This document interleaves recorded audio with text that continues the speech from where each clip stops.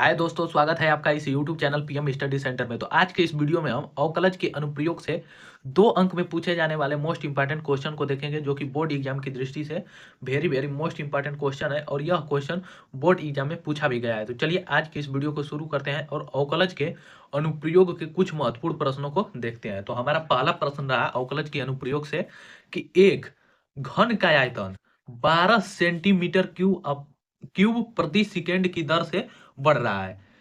कह रहा है प्रश्न कि एक घन का आयतन 12 सेंटीमीटर क्यूब प्रति सेकेंड की दर से बढ़ रहा है। यदि इसके कोर की लंबाई 10 सेंटीमीटर है तो पृष्ठ का क्षेत्रफल किस दर से बढ़ रहा है। देखिए, पहले किसी भी क्वेश्चन को हल करते समय सबसे पहले उसे समझना जरूरी होता है।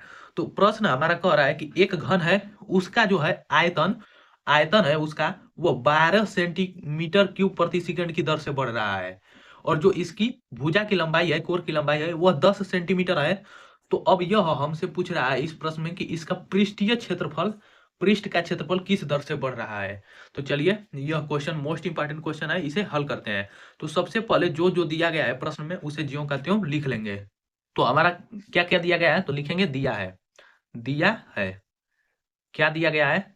तो पहले तो हमारा कह रहा है कि एक घन का आयतन 12 सेंटीमीटर क्यूब प्रति सेकंड की दर से बढ़ा है। तो इसे लिखेंगे, क्या दिया गया है कि घन का आयतन आयतन 12 सेंटीमीटर क्यूब प्रति सेकंड की दर से बढ़ रहा है।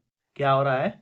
बढ़ रहा है 12 सेंटीमीटर क्यूब प्रति सेकंड। इसका मतलब हो जाएगा कि हमारा ये डीबी अपान dt का मान है। अतः इसे हम लिख सकते हैं, क्या लिख सकते हैं, इसे हम dv अपान dt, इसका मान हमारा हो जाएगा 12 सेंटीमीटर क्यूब प्रति सेकंड। चलिए अब देखते हैं क्या दिया गया है। कह रहा है अब कि इसके कोर की लंबाई, घन की जो कोर है, भुजा है, उसकी लंबाई 10 सेंटीमीटर है। तो इसे भी लिख लेंगे। तो हमारा अब क्या दिया गया है, घन के कोर की लंबाई घन के कोर की लंबाई ए मान सकते हैं, यक्स मान सकते हैं। तो हम यहाँ पर एक्स ही मान लेंगे कि यहाँ पर यक्स बराबर हमारा 10 सेंटीमीटर हो गया। अब देखिए, तो पूछ रहा है कि इसका पृष्ठ का क्षेत्रफल किस दर से बढ़ेगा। पृष्ठ का क्षेत्रफल किस दर से बढ़ेगा, तो चलिए ज्ञात करते हैं। तो हमें क्या ज्ञात करना है उसे भी लिख लेंगे। तो लिख लेंगे यहाँ पर क्या ज्ञात लिख लेंगे, ज्ञात करना है। क्या ज्ञात करना है, तो यहाँ पर कह रहा है पृष्ठ का क्षेत्रफल किस दर से बढ़ रहा है। तो यहाँ पर पृष्ठीय क्षेत्रफल की दर हमें ज्ञात करनी है। यही हमें ज्ञात करनी है, किसकी पृष्ठीय की क्षेत्रफल की दर, तो घन की। यहाँ पर लिख सकते हैं घन की पृष्ठीय क्षेत्रफल की दर हमें ज्ञात करनी है। तो चलिए इस प्रश्न को हल करेंगे। सबसे पहले हमारा दिया गया है कि आयतन 12 सेंटीमीटर क्यूब प्रति सेकंड की दर से बढ़ रहा है। अतः हमारा घन का आयतन बराबर हमारा क्या सूत्र होता है, तो घन को आयतन को हम v से दर्शाते हैं। तो v बराबर हमारा भुजा क्यू होता है। तो भुजा हमारा यहाँ पर लंबाई यक्स माने हैं, तो यहाँ पर यक्स क्यू हो गया। अब इसका हम यक्स के सापेक्ष दोनों पक्षों का अवकलन करेंगे। तो लिखेंगे अवकलन करने पर, यक्स के सापेक्ष दोनों पक्षों का अवकलन करने पर यक्स के सापेक्ष करेंगे। तो देखिए डीबी का करेंगे यक्स के सापेक्ष, तो ये हो जाएगा डीबी अपान, यहाँ पर यक्स क्यू है और यहाँ पर हमारा जो दिया गया है मान वो 12 सेंटीमीटर क्यूब प्रति सेकंड, मतलब टी के सापेक्ष अवकलन किया गया है। तो यहाँ पर भी हम टी के सापेक्ष करेंगे। यहाँ पर लिख सकते हैं टी के सापेक्ष दोनों पक्षों का अवकलन करने पर, तो डीबी अपन डी बराबर ये हो जाएगा हमारा D T of x Q. तो देखिए इसका अवकलन करेंगे तो ये हो जाएगा डीवी अपान डी टी बराबर, इसका अवकलन करेंगे टी के सापेक्ष, तो 3x square into d x upon d t हो जाएगा। तो अब इसकी सहायता से हम d x upon d t का मान निकालेंगे। तो चलिए मान निकालते हैं। अब देखिए इसका भी हमें मान पता है और भुजा यक्स का भी हमें मान पता है, तो इसका मान रख देंगे। तो हमारा डीवी अपान डी टी का मान 12 है, तो 12 हो जाएगा यहाँ पर 12 बराबर 3 यक्स स्क्वायर है, तो यक्स का मान 10 है, तो ये हो जाएगा इंटू हमारा 10 का square into d x upon d T. देखिए इसे आगे हल करेंगे और D x upon d t का मान निकालेंगे। तो ये हो जाएगा हमारा, इसका क्रॉस मल्टीप्लीकेशन करेंगे तो 12 अब बटा में ये हमारा 3 गुणे इसका वर्ग कर देंगे तो 100 हो गया बराबर dx अपन dt। अब देखिए 3 से काट देंगे तो 4 बार में कट जाएगा और ये हमारा कट जाएगा एक बेर में। अब देखिए 4 से काटेंगे तो ये एक बेर में कटेगा, ये हमारा 25 बेर में कट जाएगा। तो dx अपन dt का हमारा मान क्या आ गया, यहाँ पर लिख सकते हैं dx अपन dt, इसका मान आ गया 1/25। ये हमारा किस में आया है, तो ये हमारा सेंटीमीटर प्रति सेकेंड में आया। अब देखिए हमें ज्ञात क्या करना है, तो हमें यहाँ पर ज्ञात करना है कि घन की पृष्ठीय क्षेत्रफल की दर। तो घन का पृष्ठीय क्षेत्रफल का हम फॉर्मूला जानते हैं, घन के पृष्ठीय क्षेत्रफल, इसका फॉर्मूला क्या होता है, क्षेत्रफल। इसे हम यश से प्रदर्शित करते हैं, तो यश बराबर हमारा होता है 6 गुणे भुजा स्क्वायर। तो 6 गुणे भुजा हमारा यक्स है, तो यक्स का स्क्वायर। तो अब देखिए इतना हो गया, तो इसका भी हम समय t के सापेक्ष अवकलन करेंगे दोनों पक्षों का। तो लिखेंगे t के सापेक्ष दोनों पक्षों का अवकलन करने पर, दोनों पक्षों का अवकलन करने पर, तो ये क्या हो जाएगा, t के सापेक्ष करेंगे तो ds अपन dt बराबर 6 अक्षर पद है तो इसे बाहर निकाल देंगे और इसका करेंगे मल्टीप्लाई यक्स स्क्वायर का, तो ये हो जाएगा हमारा इंटू 2x इंटू टी के सापेक्ष कर रहे हैं तो dx अपन dt। अब चलिए मान रखेंगे और पृष्ठीय क्षेत्रफल की दर निकालेंगे। तो ds अपन dt ये ज्यों का त्यों रहेगा, अब बराबर 6 गुणे 2 गुणे यक्स का मान रखेंगे तो 10 इंटू dx अपन dt, इसका मान निकालेंगे 1/25, तो इसका मान रखेंगे तो 1/25। चलिए इसे हल कर देते हैं। तो अब इसे आगे हल करेंगे तो हमारा देखिए 5 दूना के 10 और ये 50 25 हो गया, तो ये हो जाएगा ds अपन dt बराबर 6 चौके हमारा 24 अपन 5 हो जाएगा, जिसे काट देंगे तो ये हमारा 4.8, ये क्या हो जाएगा सेंटीमीटर स्क्वायर प्रति सेकेंड। यही हो जाएगा हमारा यहाँ पर 24/5 जो कि 4.8 के बराबर होगा, यही सेंटीमीटर स्क्वायर प्रति सेकेंड, यही हो जाएगा हमारा इस प्रश्न का आंसर। चलिए अब अगले प्रश्न को देखेंगे जो कि ये भी अवकलज के अनुप्रयोग से ही है। तो दूसरा प्रश्न रहा हमारा अवकलज के अनुप्रयोग से कि किसी आयत की लंबाई यक्स, किसी आयत की लंबाई है वह यक्स है 3 सेंटीमीटर प्रति मिनट, 3 सेंटीमीटर प्रति मिनट की दर से घट रही है और चौड़ाई y है, आयत का चौड़ाई y है और लंबाई x है। तो चौड़ाई 2 सेंटीमीटर प्रति मिनट की दर से बढ़ रही है। जब x बराबर 10 सेमी और y बराबर 6 सेमी है तब a में हमें ज्ञात करना है परिमाप और b में हमें ज्ञात करना है क्षेत्रफल में परिवर्तन की दर। देखिए फिर से एक बार प्रश्न को पढ़ते हैं।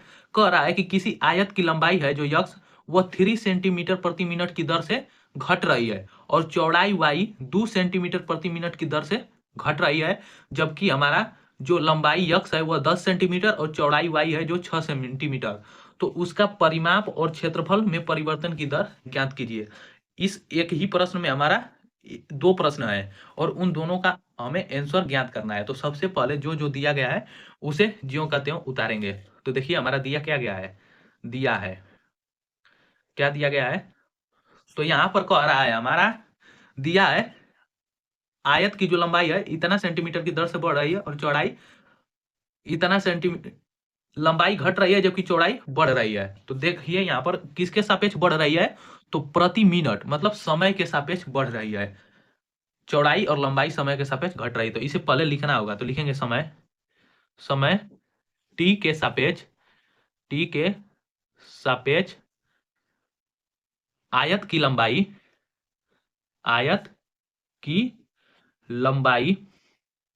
यक्स, आयत की लंबाई क्या दिया गया है यक्स, यहाँ पर 3 सेंटीमीटर प्रति मिनट, 3 सेंटीमीटर प्रति मिनट की दर से क्या हो रही है, घट रही है, कि दर से घट रही है मतलब कम हो रही है, तथा चौड़ाई आयत की जो है चौड़ाई y वह क्या हो रही है, वह 2 सेंटीमीटर प्रति मिनट की दर से बढ़ रही है। अर्थात हम इसे क्या लिख सकते हैं, तो इसे हम लिख सकते हैं, अर्थात इसे हम क्या लिख सकते हैं, जो है हमारा लंबाई आयत का वह 3 सेंटीमीटर प्रति मिनट की दर से घट रहा है और चौड़ाई 2 सेंटीमीटर प्रति मिनट की दर से बढ़ रहा है। तो यह जो है हमारा लंबाई की दर हमारा क्या हो जाएगा, लंबाई की दर मतलब अवकलन। यहाँ पर लंबाई x है तो dx अपन dt अब बराबर हमारा dx अपन dt अब बराबर हमारा क्या दिया गया है 3 सेंटीमीटर प्रति मिनट। कम हो रही है तो कम हो रही है मतलब माइनस में, तो -3 सेंटीमीटर प्रति मिनट। कम होगा तो माइनस में लिखेंगे, जबकि बढ़ेगा तो उसे प्लस में लिखेंगे। तो चौड़ाई की दर क्या है, चौड़ाई की दर हमारा है dy अपान dt। ये हमारा 2 सेंटीमीटर प्रति मिनट की दर से बढ़ रहा है, अर्थात यह प्लस में है। अब हमें ज्ञात क्या करना है, तो ए परिमाप और क्षेत्रफल के परिवर्तन की दर ज्ञात करना है। तो आयत का परिमाप क्या होता है, तो आयत का परिमाप बराबर होता है 2 इंटू लंबाई प्लस चौड़ाई। और भी यहाँ पर दिया गया है कि जो लंबाई x है वह 10 सेंटीमीटर और चौड़ाई y बराबर 6 सेंटीमीटर। x बराबर 10 सेंटीमीटर तथा y बराबर 6 सेंटीमीटर, यह भी हमें दिया गया है। तो सबसे पहले ए नंबर ज्ञात करेंगे। ए में हमारा क्या कहा गया है कि इसका परिमाप की दर ज्ञात कीजिए। तो ए आयत का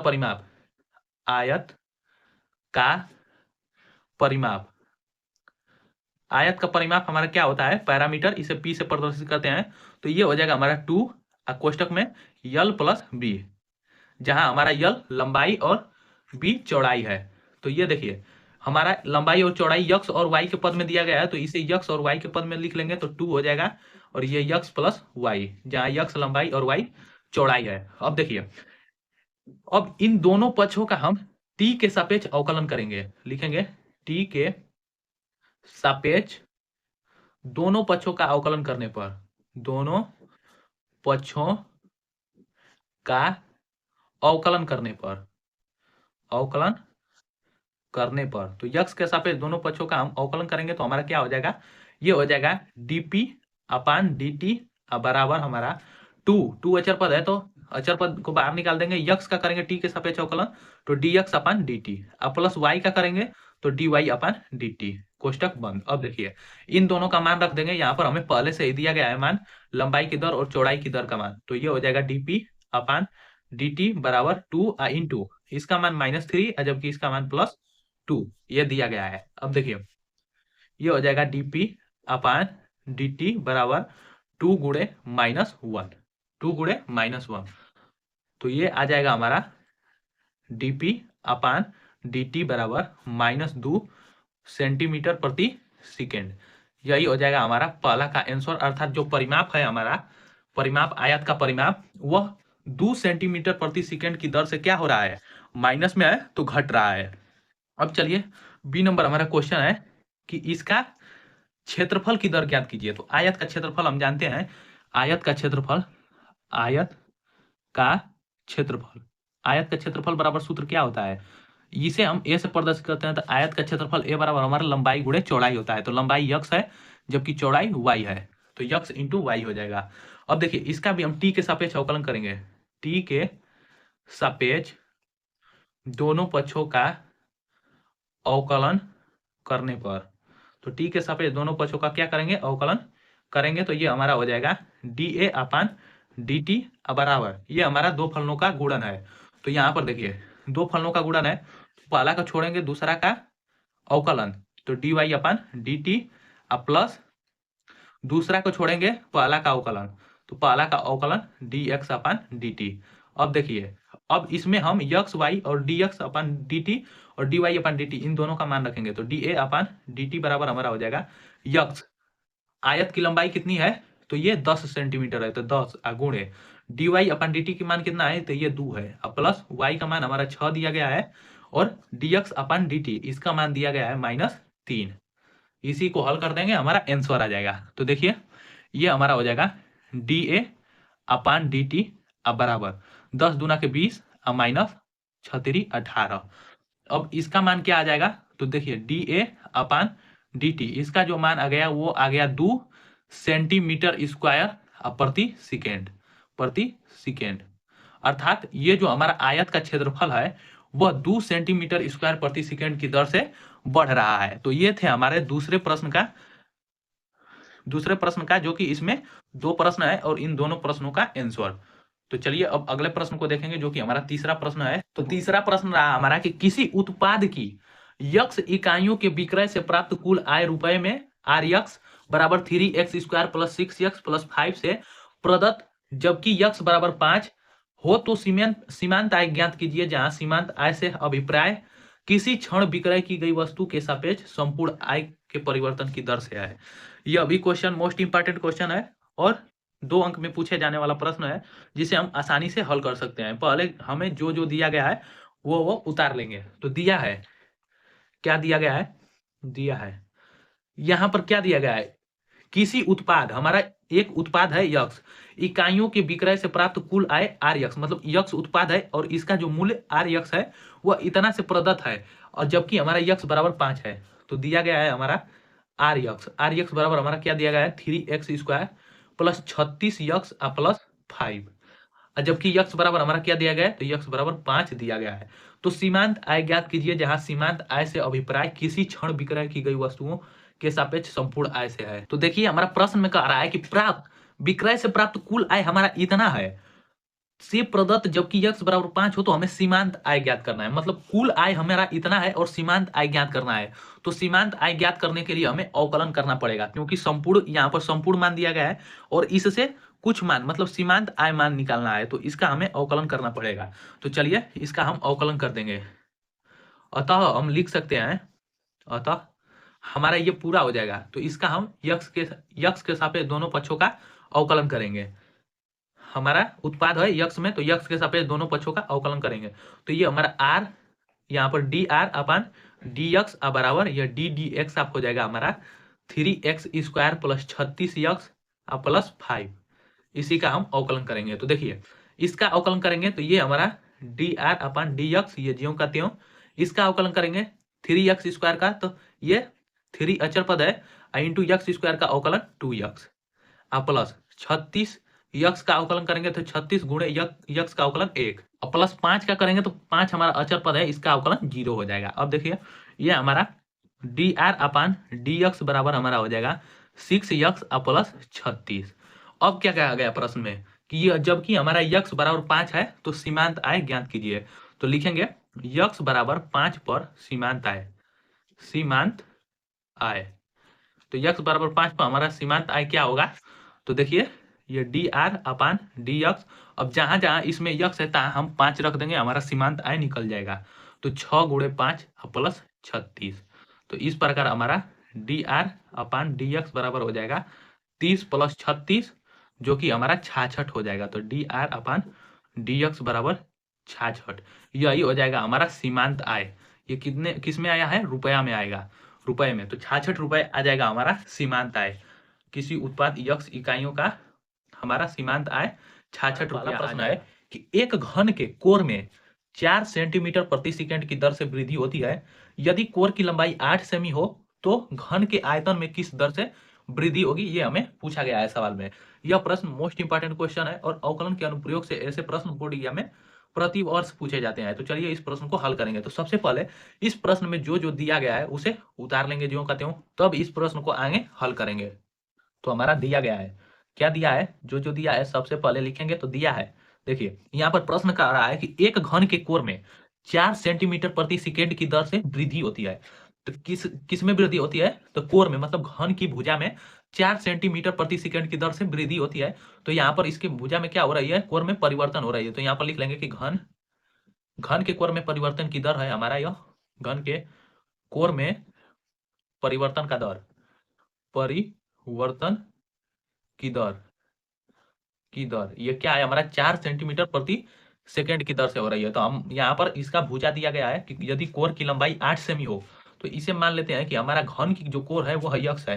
तो यहाँ पर हमारा इसका परिवर्तन की दर हो जाएगा D x upon d T बराबर हमारा 4 क्या दिया गया है, सेंटीमीटर प्रति सेकेंड, तो सेंटीमीटर प्रति सेकेंड, इस प्रकार लिख सकते हैं। तो अब क्या दिया गया है कि यदि कोर की लंबाई 8 सेमी हो, तो यहाँ पर कोर की लंबाई हम माने हैं कि कोर की लंबाई मतलब जो घन की भुजा है वो यक्स है, तो यक्स बराबर 8 सेंटीमीटर ये दिया गया है। अब निकालना है हमारा कि तो घन के आयतन में किस प्रकार वृद्धि होगी, घन के आयतन में किस प्रकार वृद्धि होगी ये हमें ज्ञात करना है। यहाँ पर हम लिखे हैं कि घन के कोर में परिवर्तन की दर dx अपान dt। dx अपान dt कैसे हो गया, चलिए इसे समझते हैं। यहाँ पर हमारा प्रश्न कहा गया है कि एक घन के कोर में 4 सेंटीमीटर प्रति सेकंड की दर से वृद्धि होती है। तो यहाँ पर घन के कोर में मतलब 1 सेकंड में 4 सेंटीमीटर परिवर्तन हो जा रहा है, दर से वृद्धि हो जा रहा है। तो यहाँ पर हम देख रहे हैं कि 4 सेंटीमीटर प्रति सेकेंड। सेंटीमीटर जो है हमारा यह माप है, लंबाई की माप है, दूरी की माप है। तो यह सेंटीमीटर है, लंबाई की माप, प्रति सेकेंड यह है हमारा समय का मात्रक है। तो यहाँ पर देखिए सेंटीमीटर प्रति सेकंड दिया है, इसका मतलब यह होगा कि समय, सेकंड किसका मात्रक है, समय का, टाइम का। तो समय के सापेक्ष ये जो है हमारा घन का कोर, उसमें 4 सेंटीमीटर प्रति सेकंड की दर से वृद्धि हो रहा है, अर्थात dx अपान dt बराबर 4 सेंटीमीटर हो जाएगा। अब हमें ज्ञात क्या करना है, तो कोर की लंबाई 8 सेंटीमीटर हो तो घन के आयतन में किस दर से वृद्धि हो रही है यह ज्ञात करना है। तो देखिए हम जानते हैं कि घन का आयतन बराबर क्या सूत्र होता है, लिखेंगे चूंकि हम जानते हैं, क्योंकि हम जानते हैं कि क्या होता है घन का आयतन। घन का आयतन बराबर हमारा भुजा क्यूब होता है। आयतन घन का आयतन बराबर भुजा क्यूब। तो भुजा हम लंबाई यक्स माने हैं यहाँ पर, कोर की लंबाई या घन की लंबाई इसे माने हैं यक्स, तो यक्स का क्यूब हो जाएगा, भुजा क्यूब यक्स क्यूब। तो देखिए घन का आयतन को हम कैपिटल V से दर्शाते हैं, तो V बराबर यक्स का क्यूब। तो यहाँ पर हमारा यक्स क्यूब हो गया। अब देखिए अब आयतन तो हमारा यक्स क्यूब हो गया, तो हमारा यहाँ पर परिवर्तन की दर जो दिया गया है वो समय t के सापेक्ष दिया गया है। तो इसका भी हम परिवर्तन, आयतन में परिवर्तन की दर t के सापेक्ष ज्ञात करेंगे, अर्थात हम t का दोनों पक्षों में अवकलन करेंगे t के सापेक्ष। तो लिखेंगे t के सापेक्ष दोनों पक्षों का अवकलन करने पर तो t के सापेक्ष अवकलन करेंगे तो ये हमारा हो जाएगा dv अपान dt बराबर D D x of x Q. इसका डी डी टी होगा यहाँ पर, क्योंकि दोनों पक्षों का हम टी के सापेक्ष, समय टी के सापेक्ष अवकलन कर रहे हैं। तो ये हो जाएगा हमारा D V upon d T बराबर, इसका करेंगे टी के सापेक्ष अवकलन तो 3x² इंटू हमारा हो जाएगा डी यक्स अपान डी टी। अब देखिए यहाँ पर अब इसे आगे करेंगे तो D V upon d T बराबर 3x का मान रखेंगे तो 3x² का मान है हमारा 8, तो 8 का square into d x upon d T है। तो D x upon d t का मान हमारा 4 सेंटीमीटर प्रति सेकंड दिया है, तो इसका मान रखेंगे 4। अब इसी को हल कर देंगे, हमारा इस प्रश्न का आंसर आ जाएगा। तो ये हो जाएगा हमारा D V upon d T बराबर 3 इंटू 8 का वर्ग करेंगे तो 8 का वर्ग 64 होता है, तो 64 गुणे 4। तो अब इसे आगे अभी हल करेंगे, तो इसे जब आगे हल करेंगे तो ये हमारा हो जाएगा d V upon d T बराबर 4×3 12 गुणे 64 हो जाएगा।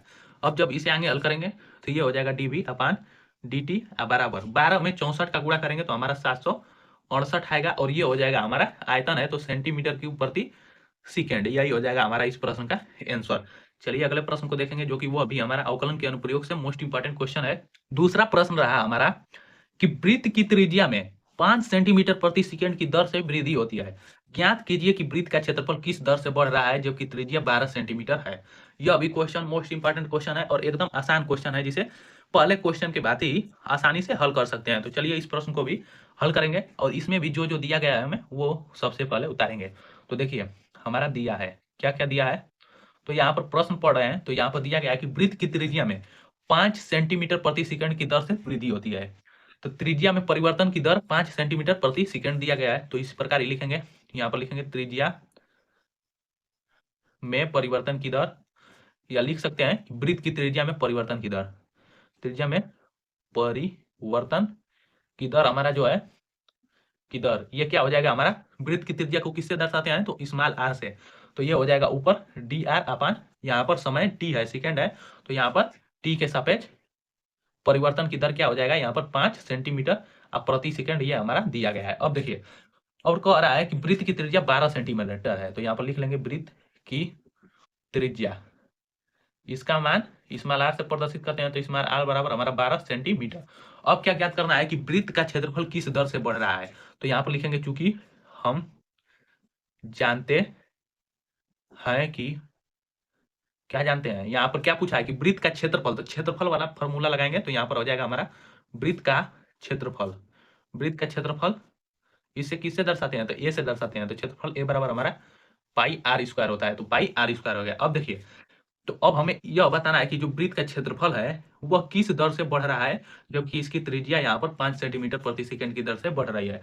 तो इसका हम टी के सापेक्ष दोनों पक्षों का अवकलन करेंगे, तो लिखेंगे टी के सापेक्ष दोनों पक्षों का अवकलन करने पर, पक्षों का अवकलन करने पर दोनों पक्षों का अवकलन करेंगे तो ये हो जाएगा हमारा dA अपन dt, अब बटा के हमारा हो जाएगा यहाँ पर बराबर, इसका अवकलन करेंगे t के सापेक्ष तो डी डी टी आप हमारा पाई आर स्क्वायर हो जाएगा। तो पाई तो अचर पद है तो इसे बाहर निकाल लेंगे सबसे पहले, तो dA अपन dt बराबर हमारा हो जाएगा पाई, और यहाँ पर आर स्क्वायर का अवकलन करेंगे t के सापेक्ष तो इंटू हमारा 2r इंटू डी आर अपन dt हो जाएगा, t के सापेक्ष अवकलन करेंगे तो। अब देखिए मान रखेंगे तो ये हमारा हो जाएगा dA अपन dt बराबर पाई तो अचर पद है तो ये इसका गुणा हो जाएगा, तो ये हो जाएगा 2 पाई इंटू इस r का मान रखेंगे तो r हमारा 12 सेंटीमीटर है तो 12 इंटू डी आर अपन डी टी का मान यहाँ पर ऊपर दिया गया है 5 सेंटीमीटर प्रति सेकेंड, तो इसका मान रखेंगे तो यहाँ पर 5 हो जाएगा। अब इसका मल्टीप्लाई कर देंगे आपस में तो यहाँ पर हो जाएगा हमारा dA अपन dt बराबर यहाँ पर 12 में 2 का गुणा करेंगे 24, अब 24 में 5 का गुणा करेंगे तो 120 हो जाएगा, तो 120 पाई, और यह क्षेत्रफल है तो क्षेत्रफल का मात्रक सेंटीमीटर स्क्वायर, और यह किस दर से बढ़ रहा है तो सेकेंड, सेंटीमीटर स्क्वायर प्रति सेकंड की दर से इतना बढ़ रहा है क्षेत्रफल इसका। यही हो जाएगा हमारा इस प्रश्न का आंसर। चलिए अगले प्रश्न को देखेंगे। तो तीसरा प्रश्न रहा हमारा कि एक स्थिर झील में एक पत्थर का टुकड़ा डाला जाता है, एक स्थिर झील है जिसका पानी स्थिर है एकदम, और उसमें एक पत्थर का टुकड़ा डाला जाता है, झील में पानी की लहरें 8 सेंटीमीटर प्रति सेकंड की दर से वृत्ताकार पथ में गमन करती हैं। देखिए इतना समझते हैं पहले कि प्रश्न क्या कह रहा है। एक कह रहा है कि स्थिर झील है, उसमें एक पत्थर का टुकड़ा डाल रहे हैं, तो टुकड़ा डालते हैं तो झील में पानी की लहरें 8 सेंटीमीटर प्रति सेकंड की दर से वृत्ताकार पथ में गमन करती हैं। यदि हम एक स्थिर पानी है उसमें हम एक पत्थर का टुकड़ा डालेंगे तो उसमें लहरें उठती हैं, गोलाकार लहरें उठती हैं जो छोट से बड़ की ओर उठते उठते एकदम शांत हो जाती हैं। तो उसी को कहा गया है कि वृत्ताकार पथ में गमन करती हैं। यदि वृत्त की त्रिज्या 9 सेंटीमीटर हो तो उसके परिबद्ध क्षेत्रफल में कितनी वृद्धि होगी। तो सबसे पहले जो दिया गया है उसे ज्यों का उतारेंगे, ज्यों का त्यों उतारेंगे। तो यहाँ पर दिया गया है, क्या दिया गया है, दिया गया है हमारा कि झील में पानी की जो लहरें हैं वो 8 सेंटीमीटर प्रति सेकंड की दर से वृत्ताकार पथ में गमन करती हैं। तो यहाँ पर लिख लेंगे कि पानी की लहरें हमारा 8 सेंटीमीटर प्रति सेकंड की दर से वृत्ताकार पथ में गमन करती हैं, वृत्ताकार पथ में गमन करती हैं। अर्थात इसका मतलब क्या हो जाएगा, अर्थात इसका मतलब हो जाएगा हमारा कि ये जो है हमारी पानी की लहरें 8 सेंटीमीटर प्रति सेकंड की दर से वृत्ताकार पथ में गमन करती हैं, मतलब ये जो हमारा है वृत्ताकार पथ में गमन कर रही है, अर्थात त्रिज्या को हमारी नाप रही है। तो यहाँ पर हमारा डी आर अपन dt बराबर ये हमारा दिया गया है 8 सेंटीमीटर प्रति सेकेंड, ये हमारा डी आर अपन dt का मान हो गया।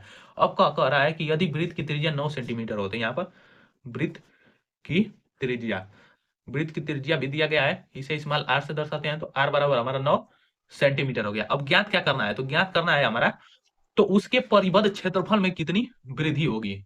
तो लिखेंगे कि हम जानते हैं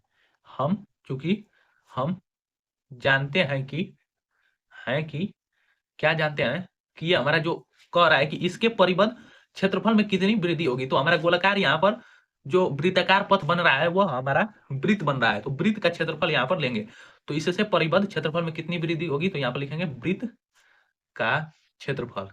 तो वृत्त का क्षेत्रफल बराबर हम फॉर्मूला जानते हैं कि ए बराबर हमारा पाई आर स्क्वायर होता है। तो अब यहाँ पर इसका दोनों पक्षों का हम टी के सापेक्ष अवकलन करेंगे, तो लिखेंगे टी के सापेक्ष दोनों पक्षों का अवकलन करने पर, दोनों पक्षों का अवकलन करने पर तो दोनों पक्षों का हम टी के सापेक्ष अवकलन करेंगे तो ये हमारा हो जाएगा dA अपन dt अब बराबर dd टी आप पाई आर स्क्वायर। तो देखिए यहाँ पर हमारा फलन r में है और ये हो जाएगा हमारा dA अपन dt, ज्यों का त्यों, यहाँ पर पाई हमारा अचर पद है तो बाहर, और डी डी टी आप हमारा हो जाएगा आर स्क्वायर। अब देखिए इसका हम अवकलन करेंगे तो ये हो जाएगा dA अपन dt बराबर यहाँ पर इसका अवकलन करेंगे तो पाई आई इंटू 2r हो जाएगा आई इंटू डी आर अपन dt। अब देखिए अब इनका मान रखेंगे तो हमारा क्या क्या दिया गया है, तो dA अपन dt दिया गया है अब बराबर पाई, पाई का मान पाई गुणे 2 इंटू आर का मान हमारा 9 सेंटीमीटर दिया है तो 9 डी आर अपन डी टी इसका मान दिया गया कि 8 सेंटीमीटर प्रति सेकंड की दर से ये हमारा वृत्ताकार पथ में गमन करती हैं लहरें। तो उससे परिबद्ध क्षेत्रफल ज्ञात करना है। तो ये हमारा D A upon D T बराबर हो जाएगा, इन दोनों का तीनों का आपस में गुणा करेंगे तो ये हो जाएगा 2 नवा 18 और 18 8 144, तो ये हो जाएगा 144 पाई, क्षेत्रफल है तो सेंटीमीटर स्क्वायर प्रति सेकंड। यही हो जाएगा हमारा इस प्रश्न का आंसर। चलिए अब अगले प्रश्न को देखेंगे। चौथा नंबर प्रश्न है हमारा। चलिए हमारा चौथा प्रश्न रहा कि एक गुब्बारा जो सदैव गोलाकार रहता है का परिवर्तनशील व्यास 3/2 2x+1 है, तो यक्स के सापेक्ष आयतन के परिवर्तन की दर ज्ञात कीजिए। यह अभी प्रश्न हमारा अवकलज के अनुप्रयोग से मोस्ट इंपॉर्टेंट क्वेश्चन है। तो चलिए इस भी प्रश्न को हल करेंगे। सबसे पहले जो जो दिया गया है उसे ज्यों कहते हैं उतारेंगे। ये हम इसलिए कहते हैं कि सबसे पहले जो जो दिया गया है उसे आप उतार लेंगे तो क्वेश्चन लगाने में कोई कठिनाई नहीं होगी, उसमें परेशानी नहीं होगी, क्योंकि जो जो दिया गया है और जो पूछ रहा है उसको लिख लेंगे तो इससे क्वेश्चन आसानी से बन जाता है। चलिए क्या दिया गया है, एक गुब्बारा जो सदैव गोलाकार रहता है का परिवर्तनशील व्यास 3/2 और 2x+1 है। तो लिखेंगे यहाँ पर गोलाकार गुब्बारे का परिवर्तनशील व्यास, यहाँ पर लिख सकते हैं गोलाकार गुब्बारे गुब्बारे या गुब्बारा का परिवर्तनशील व्यास,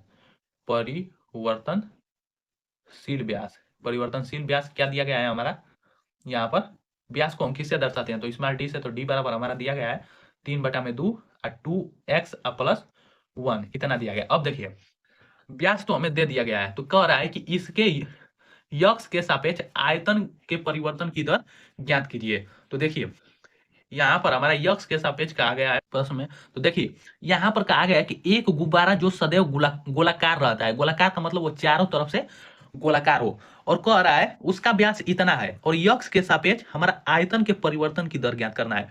तो आयतन तो गोलाकार है तो गोला का आयतन क्या होता है, तो गोला का आयतन हमारा होता है 3/4 पाई 4/3 पाई आर क्यू होता है, 4/3 पाई आर क्यू हमारा गुब्बारे का आयतन या गोले का आयतन हो जाएगा।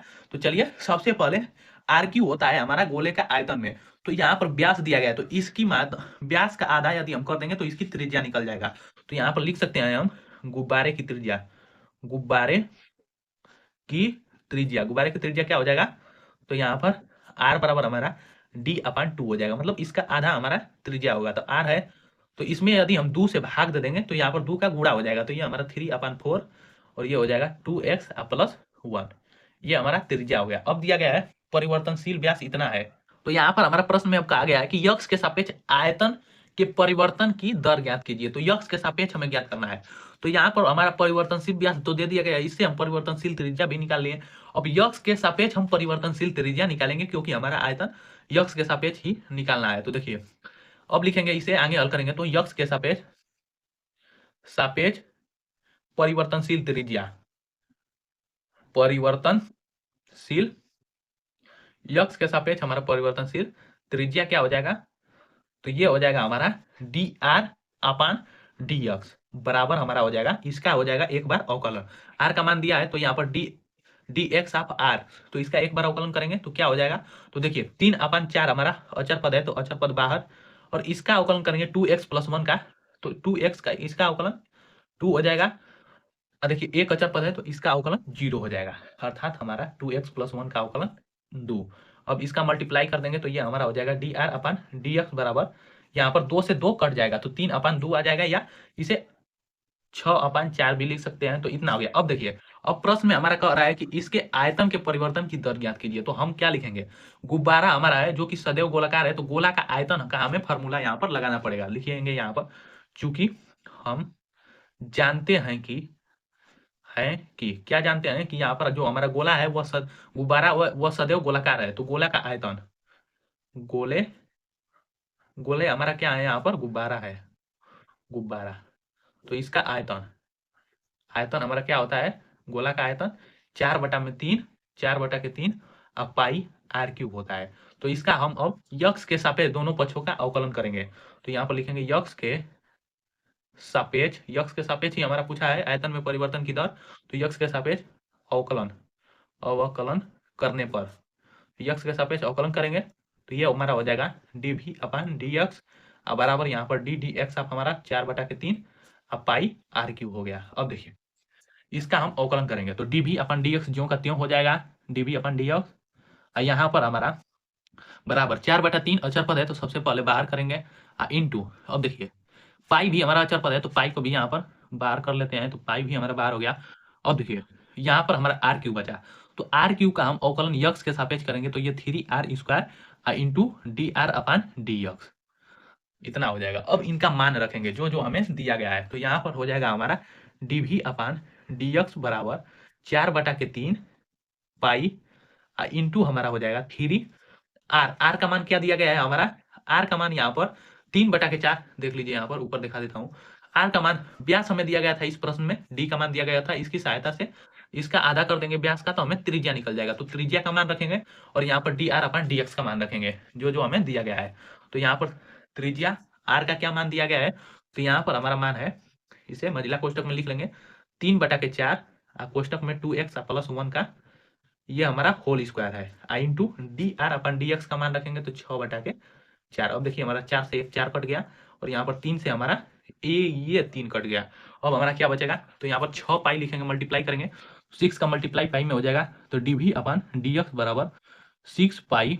ऐसे हल करेंगे तो इसे जब हल करेंगे तो ये वर्ग होकर निकलेगा, तो यहाँ पर वर्ग करेंगे इसका इंटू तोड़ेंगे इसको मल्टीप्लाई में तो इसका भी वर्ग होगा इसका भी वर्ग होगा, तो ये हमारा इसका वर्ग होगा तो ये 9/4 इसका वर्ग होगा तो 2x + 1 इतना का हमारा होल स्क्वायर हो जाएगा। अब देखिए 2 से इसे काटेंगे तो 2 से 3 बार कटेगा, अब 2 से इसे काटेंगे 4 है तो 4 का वर्ग होगा, यहाँ पर सॉरी यहाँ पर 16 होगा क्योंकि 9/16 होगा जब इसे वर्ग कर बाहर निकालेंगे कोष्टक से। तो 2 से काटे तो 3 बार, इसे 2 से काटेंगे तो 8 बार जाएगा। तो देखिए ये हमारा हो जाएगा d v upon d x बराबर, यहाँ पर दिखाई दे रहा होगा आपको, d v upon d x बराबर 9 में 3 का गुणा करेंगे तो 27 अब बटा के हमारा हो जाएगा 8 पाई है तो पाई इंटू हमारा 2x + 1 का होल स्क्वायर।